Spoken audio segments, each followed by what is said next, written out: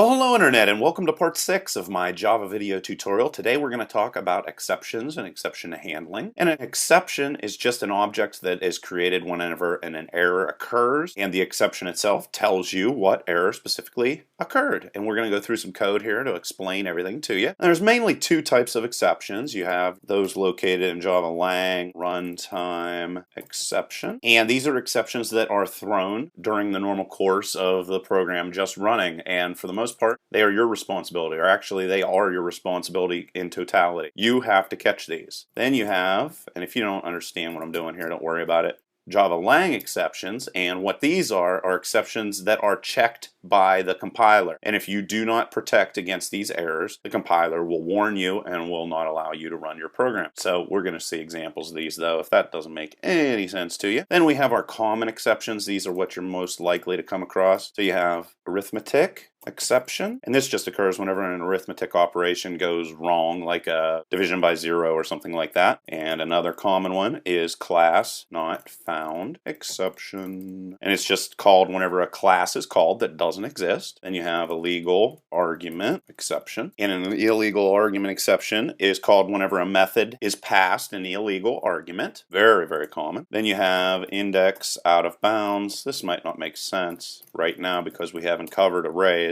I'm just letting you know what's coming out there. And it's just thrown whenever you try to access an index in an array or a string that doesn't exist. And if that doesn't make sense, you don't worry about it. And then you have input mismatch exception. And this is called whenever, if you're using the scanner method that we've been using here lately, it occurs whenever you try to input the wrong data type. And then you have IO exception, which is also very common if you're doing IO related activities inside of Java. And this is thrown whenever any type of IO exception occurs. And I'm going to give you this very specific example of that. So let's just start here creating our class, and it's going to be called public class Java lesson 6. Just continuing off of what we did before. And then public static void. And I trust that you know what these mean, otherwise see the previous tutorials because I've gone over this a bunch of times. And here is our main program area where we're going to be calling most of our code. So we're just going to start off, we're going to dive right into it. So I'm going to do a divide by 0. I'm going to call this function, and it's just going to pass value of 2.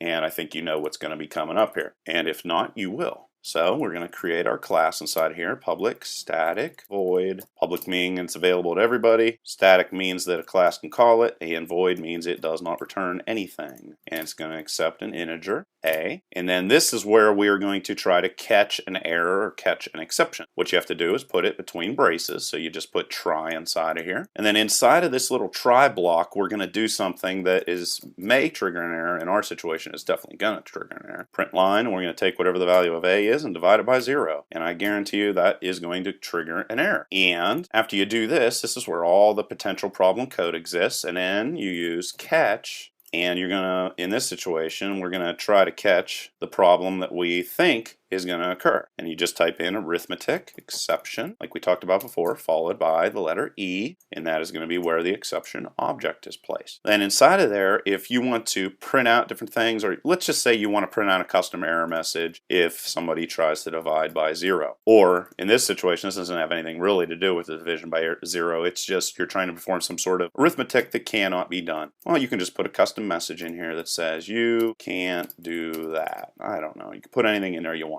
And of course, don't forget to put this little dot inside of here so we can print this out the screen. And of course, make that lowercase. And if we run this guy, you can see over here that our custom message printed out on the screen. So let's just see what would happen if we didn't have this. So let's get rid of that altogether. So we're not going to catch the error this time. And let's run it again. This is what we call runtime error, meaning that it's going to let me run the program and it's going to print out an error message. And you can see right there exactly what that error message is. And it's basically saying a divide by 0 error occurred and you cannot do this. Okay, so that's bad. So let's just change our code back to the way that it was. All right, now we're back to something that will actually work. But you can also, aside from just printing this error message, which is custom, Java has built-in error messages that you can print that are kind of family friendly or just don't look like the whole world crashing down on you. If you want to use one of them, you just type in E, get message, and the little braces there, and that's going to print out a nicer message onto the screen. Actually, it's not going to really tell you that much, but it's going to give you a little bit more exact than that mess. Division by 0, that is the error in your code.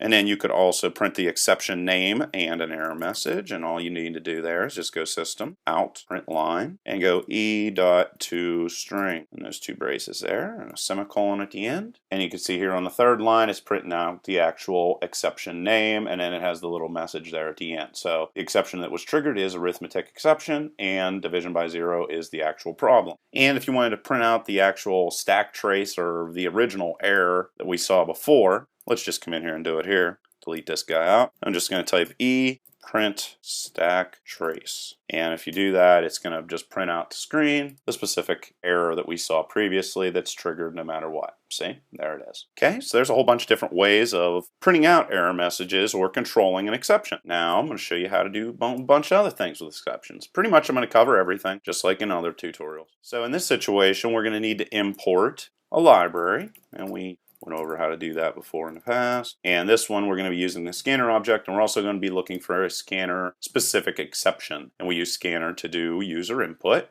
just like we did previously in the past tutorials. So we're going to type in static scanner, and I'm going to name it user input. Remember, this can have any name that you want to give it. Is equal to new scanner, and we're going to say system in, which is the keyboard again, just like I talked about previously. And there we are. Now we're able to do user input, which is useful. And in this situation, we're going to go system out.print line, or let's just change it to print so that we don't have space there. And I'm going to say, how old are you? That's going to ask the question, and then we're going to create int age is equal to check valid age is what this function is going to do for us. And then we need to actually create this. So check valid age, we're going to create it. Then we're going to go public static, again can be called by class, int, going to return an integer. And we'll just paste that in there. And it doesn't accept an attribute, so that's all fine and dandy. Now we're going to create our try block again. And here we're going to return to the person, user, input, next, int. It's expecting an integer to be entered by the user, and it just received that user input. Now what happens if they do not enter an integer? Well, we're going to have to catch that potential error. So we're going to go catch,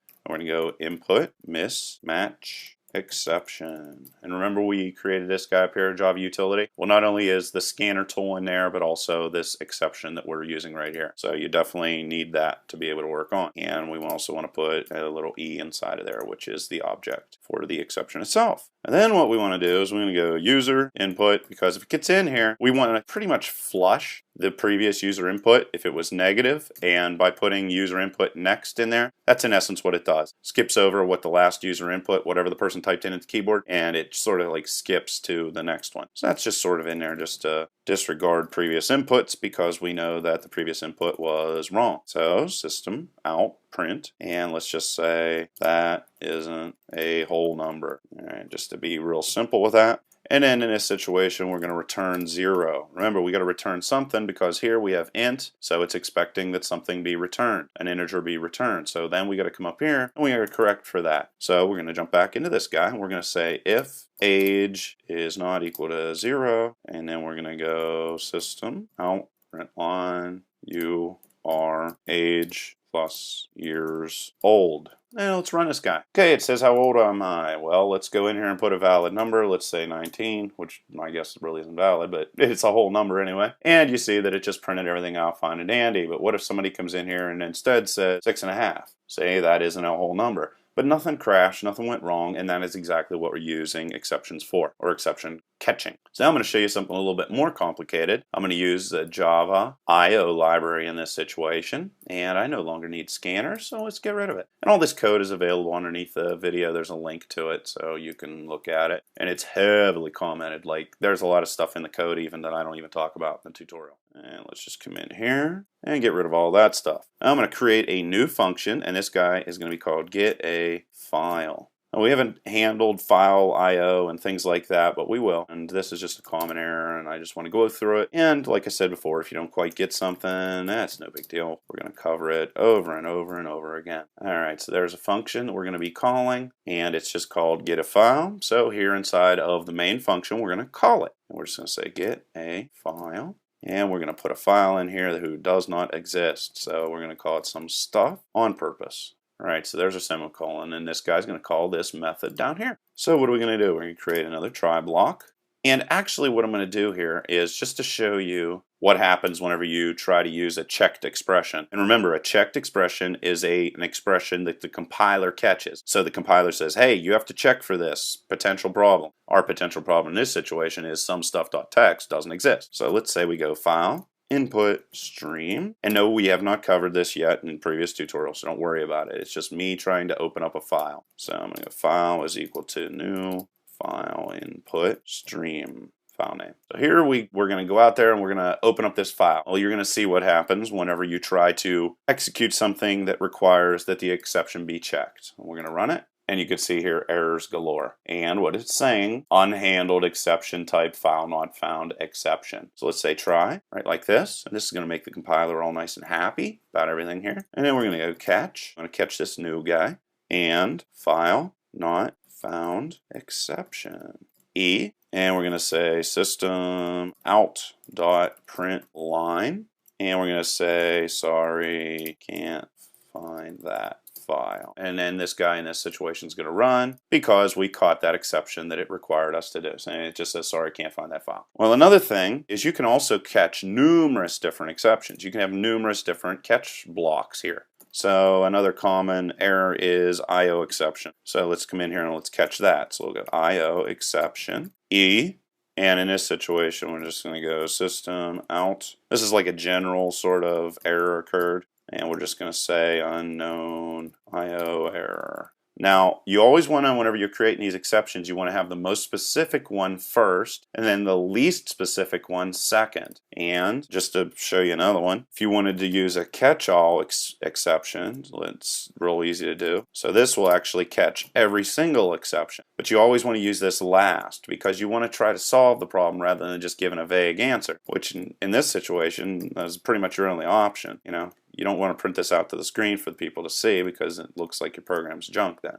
Let's just say some error occurred. And that's pretty much what it means, because like it has no idea what this error is because it catches every single error. All right. Now if I ran this, the same thing's going to show up here because this is specific to the actual error. So this is what's going to print. However, if we had some other error occur inside of here that had nothing to do with any of this, then we might get down to this point where catch the all exception block here would be hit. So this catches every exception. This catches a very specific exception. This catches a less exact exception error. And then you also have finally. This guy will run no matter what. So if you have a finally block inside of here, it's going to run whether things turned out well or not, whether an exception was called or not. It's there mainly for cleanup duty. It doesn't necessarily have to do anything, or what it's normally is used for is at the end of your program to close off any connections you might have with a database or close any files you had to open. You know, basic cleanup duty. That's what finally is used for. But just understand, if you use finally, it's definitely going to execute whether an exception was triggered or not. Finally is always called. And just to be, cover everything here basically, let's come up here in this area right here. And let's say you want to just ignore an exception if it occurs. Well, it's real simple. Just go catch. And let's say you want to ignore class not found exception. And as this tutorial continues, I'm going to show you examples of how this works. But if you just wanted to ignore a situation where a class isn't found, there you go. You just ignored it because you did nothing. You caught the error, but you did nothing with it. Nothing to try to solve it. And another thing you can do, this is only in Java 7 though, this isn't in all the other different Javas. You can actually look to catch multiple different exceptions all at one time. And how you do that's real simple. You just put an OR inside of there and go like that. So this is going to catch the class not found exception and also the IO exception because that OR symbol's in there, and it's going to ignore them if they should come up. And then the final sort of thing you will come across whenever you're dealing with exceptions, and let's just get rid of this altogether here, is what's called a thrown exception. Now, if you would want the main function up here to handle any exceptions that occur down inside of this method called getAFile, what you need to do is come in here after getAFile, actually right here, and you go throws, and let's just say you want to put IO exception as a potential exception that it would throw or would occur in this, or file not found, and I just separated those with a comma inside of there. And you just put that before the opening bracket. Now what's going to happen is if you come down here inside of getAFile and you go file, input, stream, files equal to new, file input, stream, file name, and you actually tried to execute this, what it's going to do is it's going to hit this point, and because throws, IO exception, and found not found exception is here, it's actually going to throw the error back to main, and main needs to be able to handle it. So what does main need in this situation? In this situation, I'm covering everything. You wouldn't normally do this, but I'm just trying to cover every single thing there is. So here we're going to go like that. And then in this situation, we need to catch those exceptions. So IO exception E. System out print line, and IO error occurred. And you could see here after I executed that, an IO error occurred, and it didn't throw an error down inside of here. It allowed me to compile everything, and that was just a way for me to be able to catch those exceptions in main through the use of throws. So there's a whole bunch of things, pretty much everything you can do with exceptions, except for the most arcane, bizarre things. Leave any questions or comments below. Up next, I'm going to be covering object-oriented programming in Java. Till next time.